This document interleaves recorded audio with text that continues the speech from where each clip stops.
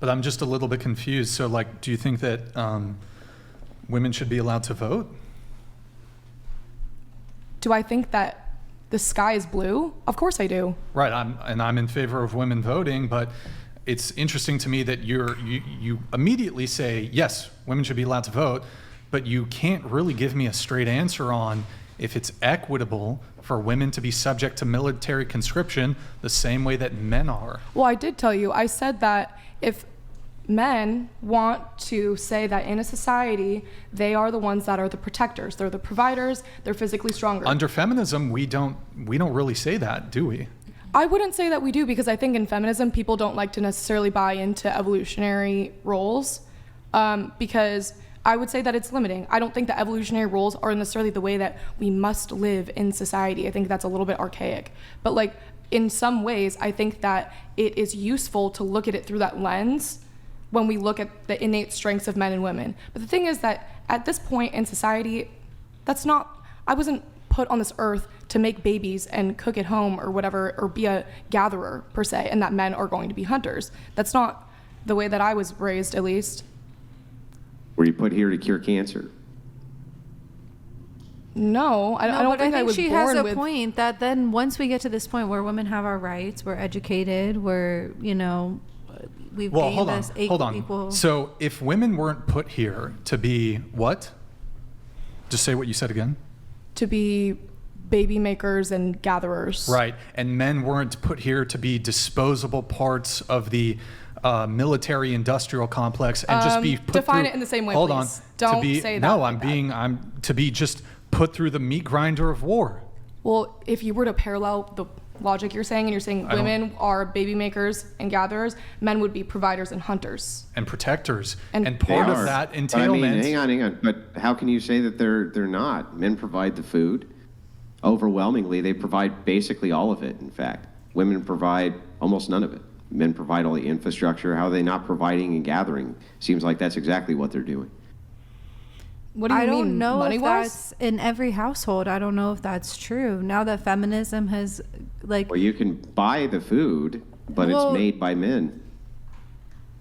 Like they're in the farms and they're in the slaughterhouses? Yeah, who do you think is making all the food? Do you think it's a bunch of women out there with hoes and they're going, ooh, and they're hiking up the cabbage? Like, what do you think's going on out there? Well, not only is it majority men in agriculture, how do you get the food from point A to point B? Mm-hmm. Men are overwhelmingly, for example, truck drivers.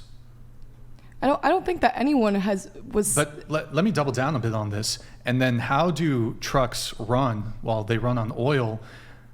Men are overwhelmingly the ones who are, for example, in the oil industry. Who takes care of your children? I don't see how that's really relevant. Generally not their mother, unfortunately, well, because feminism demands that mothers... I'm going to answer your question. Generally, the mother is not taking care of the children at home, which is the most optimal system, because feminism has demanded that women go into the workplace in order to have these crazy social safety nets. So we actually outsource the raising of our children to strangers. That seems less than optimal to me. But who are those caregivers typically? Are they men or are they women? Generally speaking, women are doing the same jobs that they've always done, yes. So they're in teaching roles in service industry. That's basically what they mostly do. And I don't even see why there's necessarily a problem with that. It's fine for your child, I guess, to go to school in kindergarten, have a kindergarten teacher, but I think that outsourcing your child care for the purpose of you going to work is a less than optimal system. That seems to be something which is far more oppressive to women than any of these systems that you've cited. Well, this was a system designed by men, so maybe you should talk to the men about why women have to go and work. It has not been. Women, since they've had egalitarianism, have been able to vote on these systems and have definitely had their input and have reformed how these systems operate absent patriarchy. That's not true that women have no say now and that this is a patriarchal system. Women, by and large, they vote almost as much as men do. I wasn't talking about political power necessarily. Well, I mean, even institutional power. I mean, look at the ratio in Congress. I mean, like, it's pretty obvious who's in power. How is that obvious? Just look at the numbers. You love to look at numbers. Yeah, but the systems themselves are not just designed by Congress, but by lobbyists, by women inside of educational systems. There's all sorts of pull and thrust because now women are political pawns because they can vote, right? Sure, I guess you could say that. I wouldn't reduce women down to political pawns. But well, I mean, but your overlords in Congress wouldn't they? They would, wouldn't they? Yeah, they would. They would. Yeah. So that's how they are viewed, men and women, as just being a demographic of voting pawns. Are men political pawns in the same way, yet they have to go into the draft? Yeah, men have also been political pawns. That's correct. But when it comes to the draft, there's no real way around it because you cannot have a fighting force which is equipped by mostly not men and have it be effective. There's no good way around that. Well, then how is it oppression, to your point? What do you mean? Well, it would be oppression because there's no additional privilege that comes with the expectation, whereas in the reverse, that would never be the case. What sort of privilege do you think that women would have absent an expectation? I'd love to know what it is. Can you give me an example? Yeah, like men have to go and get drafted and go fight in wars. Women do not. What is the privilege that men get for having that responsibility? What's the privilege that women get for bearing the children, getting to stay at home? The government doesn't force you to get pregnant. First of all, hang on, I'll just answer directly. Yeah, that seems like a huge privilege. Okay, well, I'll take my privilege and you can go out on the battlefield as a man. Okay, so what? I guess all that equity was just bullshit. I didn't say that.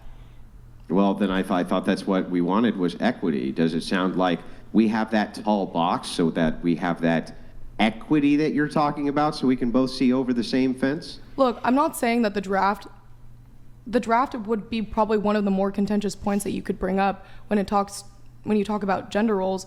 I don't want to bring up reproductive rights because I know that you all would love to destroy me on that one. But women die in childbirth, and also child rearing. Yeah, but it's rare. Well, rare that women die. They die after abortions too. Okay, respectfully, I'm not going to get into that whole thing. My point is that child rearing is not. I would say that the roles that women take in society are not necessarily as valued as the roles that men take. Why should they be? What do you mean? I just asked you a direct question. You said that women's value in society is not as valuable as men. Why should it be the case that it is? In under the eyes of equity, it should be. Yeah, but you just got done saying you don't care about equity because I never said that I didn't care. Well, then I don't understand. If it's a privilege for you to stay at home but not a privilege for me to fight a war, how's that equity? I don't think that it's an innate privilege for me to get to stay at home. In that context, I could have the privilege of my safety, and you don't. It's not. But you have the privilege of walking home at night and not being afraid that you're going to get attacked. Hang on. How is it not a privilege to have somebody else providing for you while you stay at home? Because I'm raising kids, and so what they're if you're not providing? raising kids? Well, if I'm not, then sure, then I should go be a productive member of society. Okay, But so if you're going to sit here and try to... Because if you're staying at home and your hubby's taking care of you and he can be drafted and you cannot be drafted, how's that equity? Because there's other responsibilities that I would have as a woman. What?